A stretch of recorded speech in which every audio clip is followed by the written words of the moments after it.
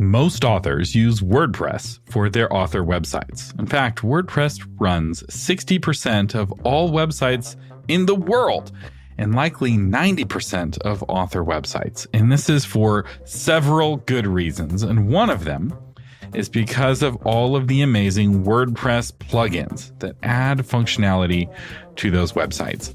A plugin, if you don't know, is like an app for your phone, but it's an app that runs on your website. Want to add a contact form? There's a plugin for that. Want to add a progress bar to show your book's progress? There's a plugin for that.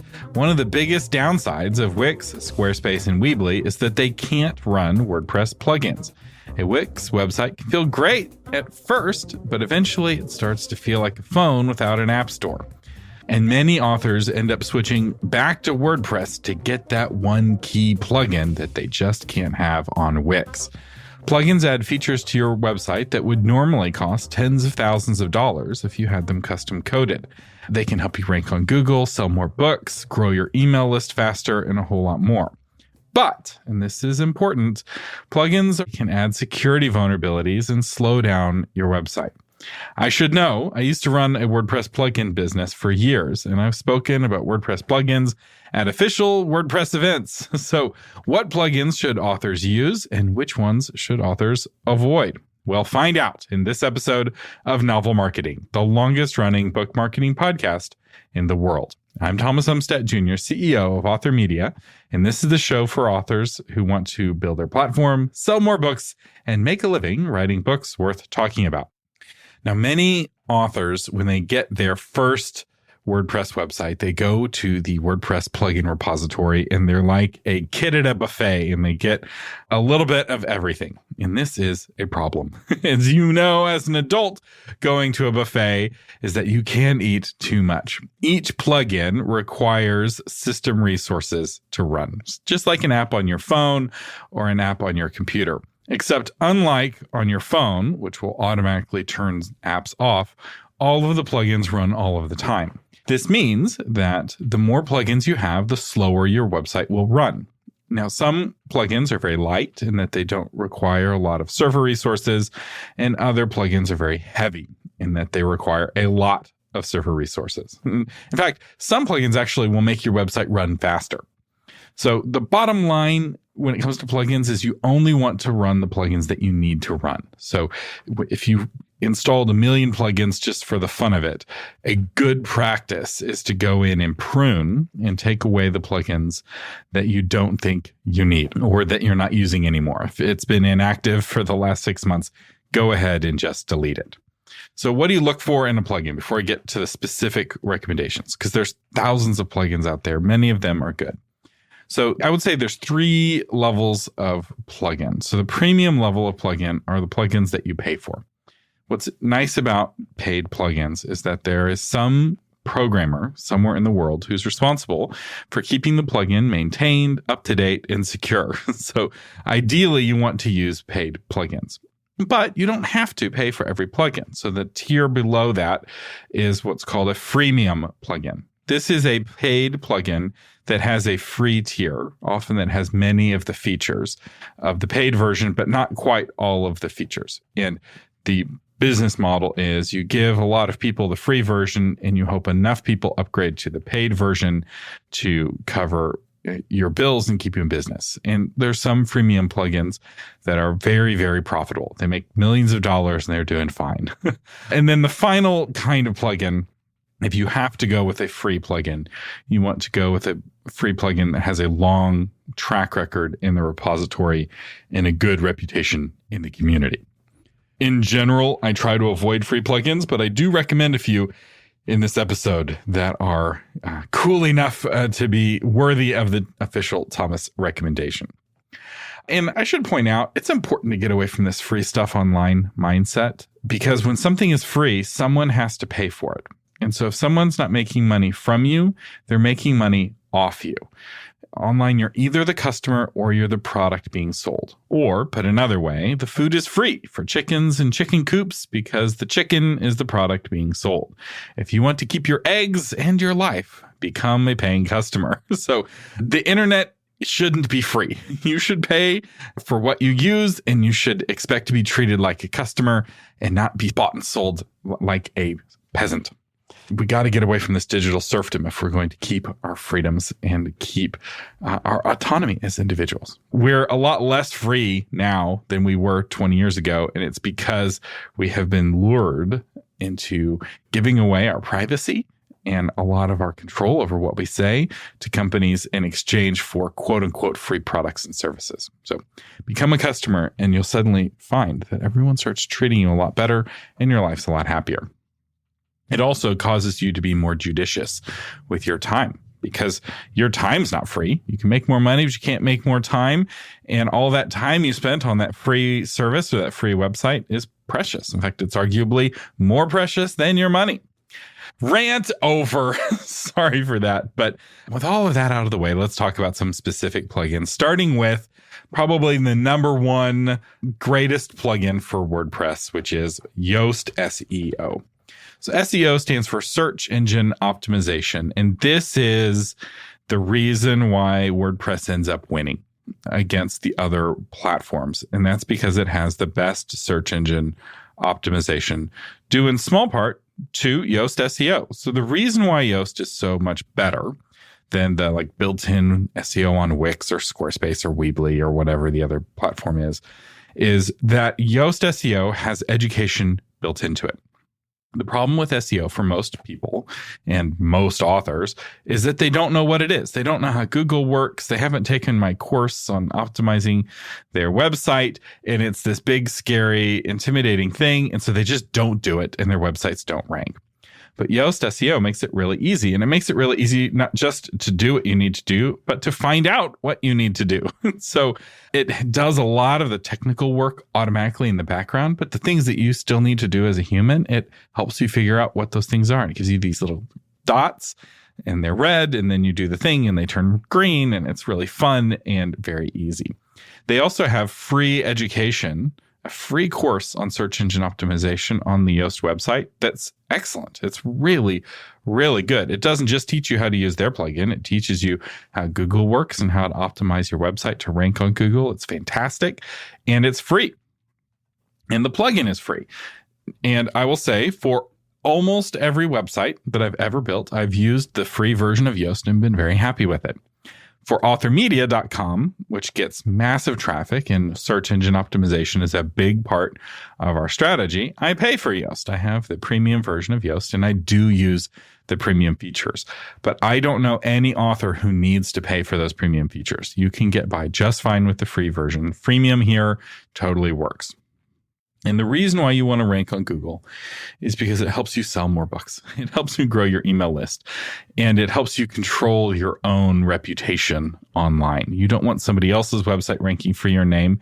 You don't want someone else's page ranking for your book title or your series title. I do have episodes on SEO if you want to learn more.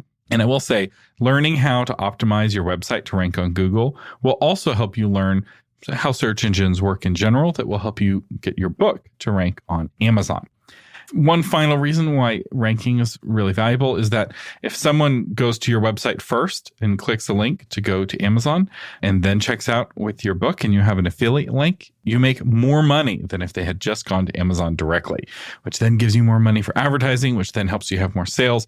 And that can become a virtuous cycle that leads to a lot more sales. So SEO is really important. And Yoast SEO has 5 million websites that run it, which I think is more websites than all of Squarespace. So this one plugin on WordPress is more popular than all of Squarespace. The next plugin that I recommend is the redirection plugin. This is the freest of the plugins. There's no freemium version.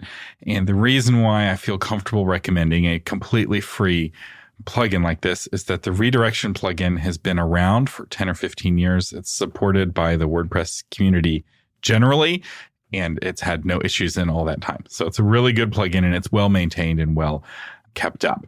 So what does it do? It allows you to create URLs on your website that send people somewhere else. And you're like, why is that useful? Well, it's incredibly useful. So for instance, you could create a redirection that is authorname.com/book title. And that redirects people to a page on your website specifically for that book title, or /maps, or / and then the name of the podcast you're on as a guest.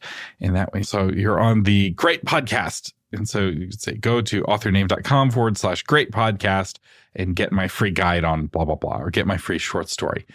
And it doesn't just redirect the people to where you want them to go, but it also tracks how many people went to that link. So you can know how many hits you got from that podcast interview.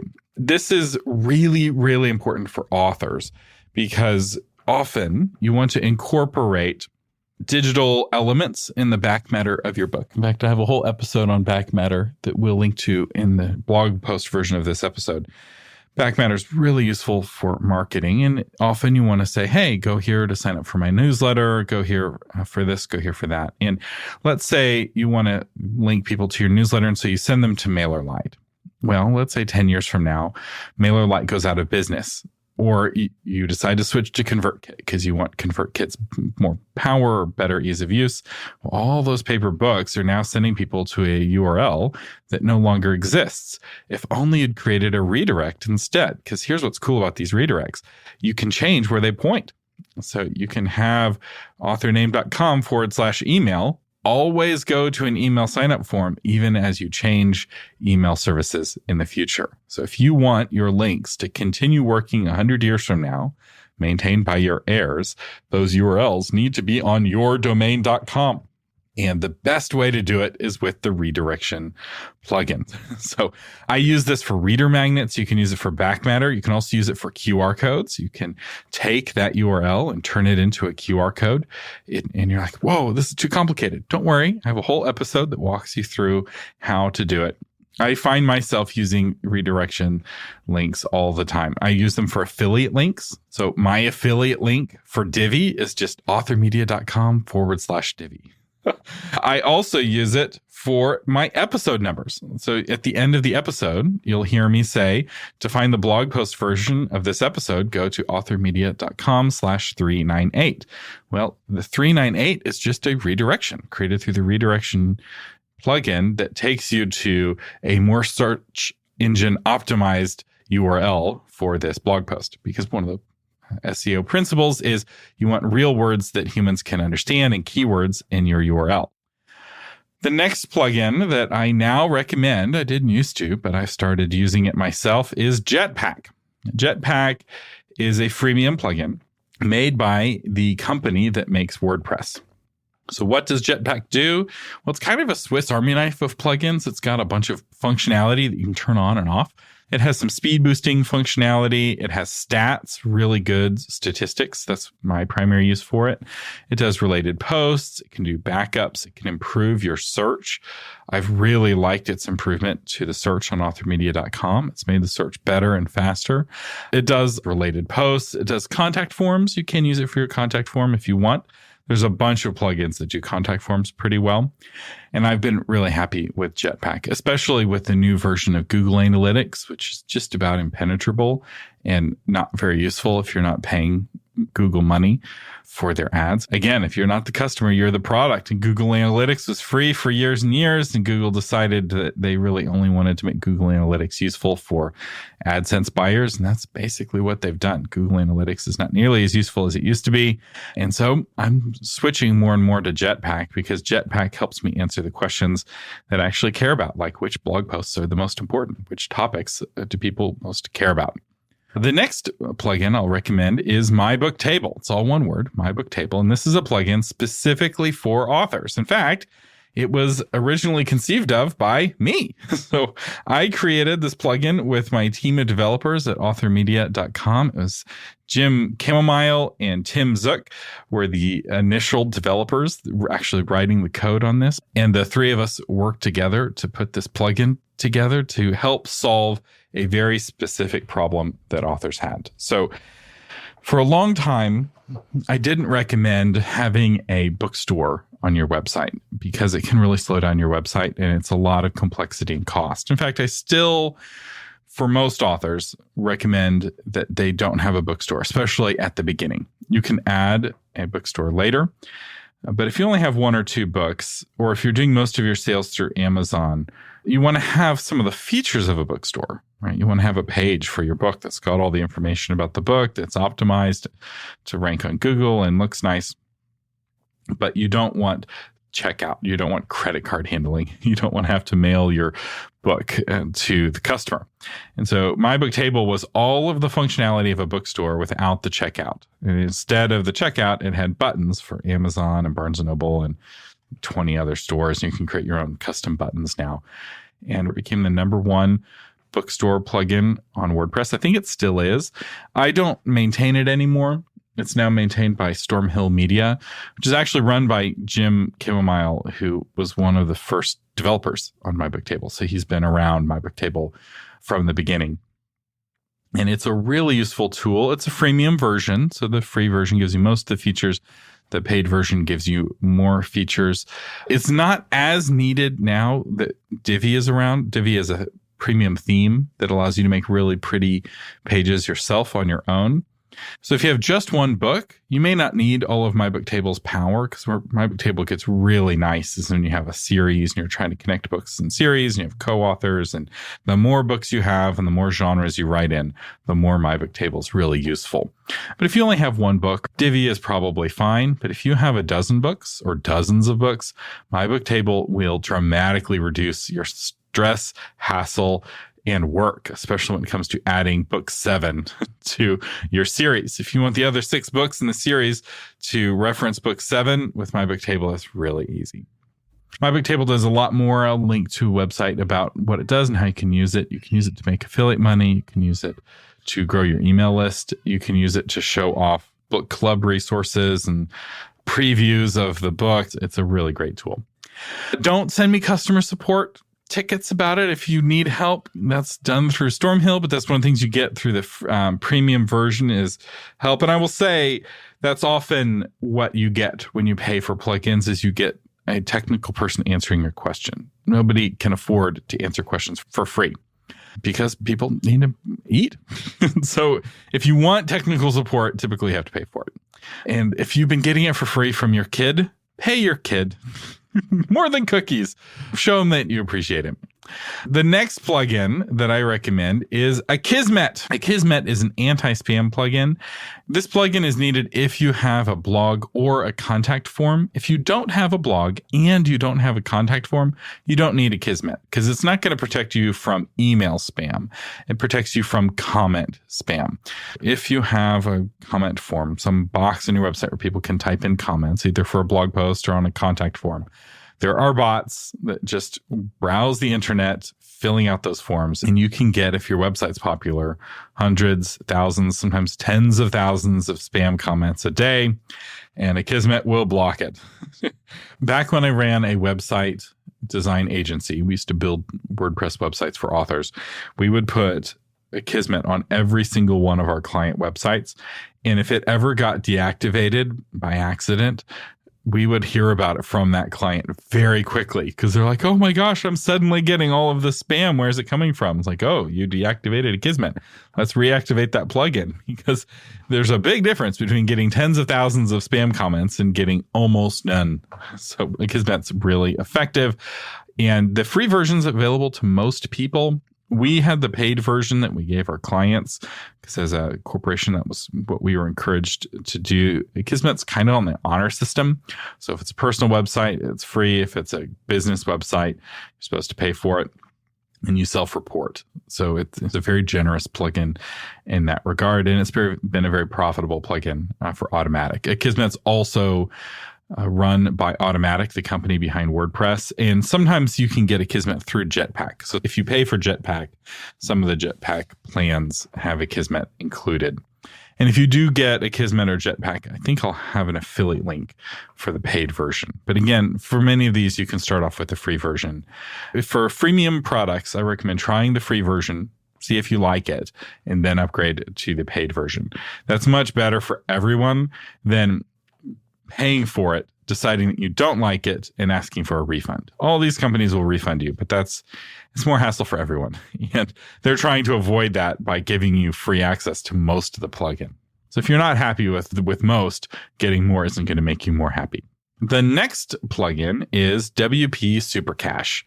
This speeds up your website by creating cached versions of the pages. A cache version of a web page is faster than a page that's created every time from scratch. And it also reduces strain on your server, which means it can actually save you money. You're less likely to get an overage, especially if you have a blog post that's going viral and getting lots of hits. If you need even more speed improvements, the paid plugin that I use is WP Rocket, which I'll have a link to in the show notes. We used to use WP Super Cache. It's good. WP Rocket is better, but WP Rocket's also more expensive. So WP Super Cache is mostly free. WP Rocket is just a straight up, you have to pay to use it. And it's between $40 and $60 a year. So it's not super expensive, but it is something you have to pay for. WP Rocket I see as that thing that you pay for before you upgrade your hosting. So if your web host is like, hey, you're using up all your server bandwidth or all of your nodes or whatever they're metering, get WP Rocket first. But I think everybody should run some kind of caching plugin, and WP Super Cache is the most popular. Now, the next plugin that I recommend is Bloom. And Bloom is a plugin by Elegant Themes. It comes for free if you pay for Elegant Themes. So if you have the Divi theme on your website, you get Bloom included. It comes with it. Some people will sign up for Elegant Themes just to get Bloom because it's so good at pop-ups. So pop-ups are incredibly effective at growing your email list. When we deployed our first pop-up on authormedia.com, we went from 30 new signups a month to 300 new email signups a month.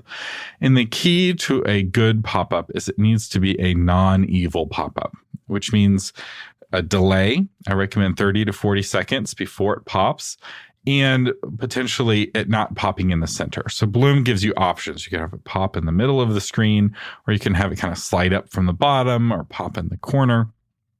But some kind of motion to direct the eye to your reader magnet, whether it's a short story or a guide or whatever. And I have episodes on reader magnets, and I've talked a lot about pop-ups. And the good pop-up plugins often are pretty expensive. They're like $20 a month, which is more than authors should pay for that kind of plugin. And there's a whole bunch of pop-up plugins in this space, and they're all priced in that, $99 a year, $20 a month range, whereas Bloom is cheaper. So it's the best bang for the buck. It's what I've been using to grow my email list. All of my pop-ups have been running Bloom for years, and I never get any complaints. People don't dislike the pop-ups. They can also have a timer, so if somebody declines the pop-up, it won't show for them for a period of time. And I think for me, I have it set to 2 weeks. So once you click X on a pop-up on my website, you won't see it again for 2 weeks. So it's not an annoying pops right away. It pops on every page. A lot of email companies will have a plugin that can do pop-ups. So like ConvertKit and MailerLite will have WordPress plugins, but often they don't give you enough control over when the pop-up pops, who it pops for, and on what pages it pops on. Whereas Bloom gives you beautiful control over all of those elements. So before we go, I do want to talk about some plugins to avoid. And instead of talking about specific plugins, I want to talk about categories of plugins. The worst kind of plugin that you can put on your website is any kind of social media integration plugin, like a pin it button or a share on Twitter button or a post to Facebook button. And you're like, why is that bad? Like, I have a dozen of those running. Well, it's bad for a bunch of reasons. Number one, those plugins are sending your users' data to Facebook, Twitter, or whatever, often without their permission. You probably have not put that in your terms of service that you're sharing data with third parties, and you may not even know. So potentially it's illegal. Like you'd have to actually add legal language to your privacy policy on your website because you totally have a privacy policy, right? And if you don't, you're potentially in trouble, especially in the EU. But even in the United States, the laws are getting stricter and different states are having different laws. And social networking integration plugins are notorious for poor privacy. And social networks are notorious for poor privacy. But that's not the only reason to avoid them. The other reason is that every time a user loads a page with a pin it button or a share on Facebook button, that web page is calling back to Pinterest or Facebook or whatever. And that slows down your website because it can't finish loading the page until it hears back from Facebook or it hears back from Pinterest because they're talking back behind the scenes. And because of that, a slow website will rank lower on Google. So not only is it violating privacy potentially and potentially illegal, but it's also slowing down your website and hurting your search rankings. And here is the worst part. No one ever clicks those buttons. The kind of people who are savvy enough to share something on social media know how to copy and paste. But the thing is, all of the social networks, with the possible exception of Twitter, demote links away from the social networks. And so even if somebody did click the button to like and share or pin or whatever, very few of their followers will see that post because of the nature of the algorithms. So these plugins do a ton of harm. They don't do any benefit. I've gone into a bunch of websites, turn these plugins off, and I've never seen an impact on traffic. Where it's like, I was getting all this traffic from social media and I turned off my pin it buttons and now it's all gone. Never seen that. If this happens to you, leave a comment and let me know, because I have in years never seen anyone get significant traffic from these buttons specifically.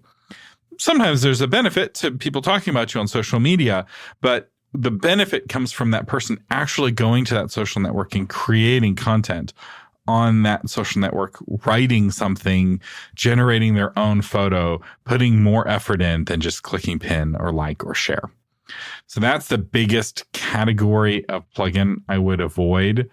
I would also avoid the common disallowed plugins. These are plugins that really slow down your website. They're unnecessarily heavy. If you avoid the really bad ones, it can really speed up your website. We'll also have a link to a article by Elegant Themes actually on the most commonly disallowed plugins. So just check that list. Make sure you're not using any of the plugins on that list. These are plugins that are poorly made. One of the beauties of WordPress is anybody can make a WordPress plugin and can sell it, or it's a very free market. And this is why we have the best plugins, but there's also a bunch of bad plugins and a bunch of mediocre plugins that are fair, but not great. So check that list and play around with it. Plugins are one of the beautiful things of WordPress. So while you don't want to go crazy and put on too many plugins, the right plugins can make all of the difference. And if you're wanting more help with your website, whether it's building it in the first place, making it run better, making it more search optimized, or making it more appealing to readers, so it's the kind of website that readers actually want to visit, I have a course to help you out. It's called How to Build an Amazing Author Website. It starts with the basics, assuming you don't have a website, which if you already have, you can skip that first module. But if you don't, you can learn how to build your own website for a fraction of the cost it would cost to hire somebody. But even if you have hired somebody to build a website, which is a totally reasonable thing to pay for if you don't want to bother with it, knowing how to make your website better is something that every author needs to learn how to do. And this course will walk you through how to do it, how to make your website more appealing to readers, which is on you, the author. And if you would like that course, you can get it for the low cost of free. So how is this course free? Well, I use it as a reader magnet to grow my email list, but I also have affiliate links for some of the services that I recommend. You don't have to use the affiliate links, but enough authors who go through that free course use the affiliate links to compensate me for making the course. So that's how and why it's free. And you always want to ask, why is this free? How is this free? Because a worker is worthy of their hire. And if you're not the customer, you're the product. And there's a big difference between a free sample at Costco, and a free lunch at a timeshare event. So be very cautious about what you get for free. Our featured patron today is Michelle Levine, author of Dancing on My Grave, Book and Mug Mysteries #2. Becca Sheridan thought she knew what was up, but a series of mysterious events make her question everything. When her rival from middle school gets involved with Conrad, the guy that Becca's interested in, Becca is thrown into a tailspin. Conrad's strange behavior, his estranged relatives trying to take over the family business, the sudden death of his grandmother, and an uncle who vanishes all add to the confusion. But it is the discovery of that dead body in a nearby creek that makes Becca realize the truth is closer than she ever imagined. With the help of her friends from the Book and Mug coffee shop, Becca must piece together the clues and arrive at a shocking answer. If you enjoy Agatha Christie, you're going to love this mystery filled with powerful emotions. And thank you, Michelle, for being a patron of the Novel Marketing Podcast. It is patrons like you that make this podcast free for everyone. Again, how is it free? How is it being supported? It's patrons, and only some patrons get their books featured. I only have a few slots, and those cost more. Most patrons quietly support the show. In exchange for that support, they get a bonus episode every month, and they get exclusive discounts, and they get my undying gratitude. They also get access to the patrons-only Ice Cream Social. That's happening on Thursday, January 25th, 2024, which is the evening right before the Novel Marketing Conference. So if you're planning to come to the Novel Marketing Conference, make sure to become a patron before you come, and you can attend the Ice Cream Social. The Novel Marketing Podcast is a production of authormedia.com. Audio engineering is by William Umstadt. The blog post version is crafted by Shauna Lutler, and you can find that blog post of this episode at authormedia.com/398. That will have links to all of the plugins that we've talked about. You can also share in the comments of that episode what plugins you use and ask if you think they're any good. That's authormedia.com/398. I'm Thomas Umstadt Jr. saying thank you for listening and live long and prosper. Every day, 3,000 new books get published. That's a lot of noise. Trying to promote your book on social media just adds to the noise. So what do? Well, you need a plan. Not a generic plan, but a plan that's weird like you. A plan that plays to your strengths and avoids your weaknesses. If all you have to battle giants is a sling and a few smooth stones, that's all you need. You just need to learn how to use them. If you come to the 2024 Novel Marketing Conference, you will leave with a plan to make 2024 your best year ever for book sales. That's part of the reason why we're hosting this conference in January. You're also going to learn how to create an irresistible brand, how to spend less time on marketing, how to quickly get more email newsletter subscribers, how to confidently ace TV, radio, and podcast interviews, how to advertise your book on Amazon and others, and so much more. Learning effective book promotion can supercharge your book sales, but success is more than just technique. It's also about who you know. The biggest thing holding most authors back is a lack of real-life connections. I don't know a single bestseller who got there without first having a group of author friends. So I want to help accelerate that in-person networking by adding you to a writers group of 7 similar authors. During the hands-on breakout sessions, of which there will be many during this conference, you'll work together as a group to hone your pitch, your brand, and your promotion. To keep the conference interactive and hands-on, we're limiting registration to just 160 authors. For some comparison, Novel Marketing has twice that number of patrons, so grab your ticket now before it's too late. To learn more about the 2024 Novel Marketing Conference, visit novelmarketingconference.com. That address will take you to the Kickstarter for the conference, and then when the Kickstarter concludes, novelmarketingconference.com will take you to the conference website. I'm Thomas Umstadt Jr. saying live long, prosper, and I hope to see you at the 2024 Novel Marketing Conference.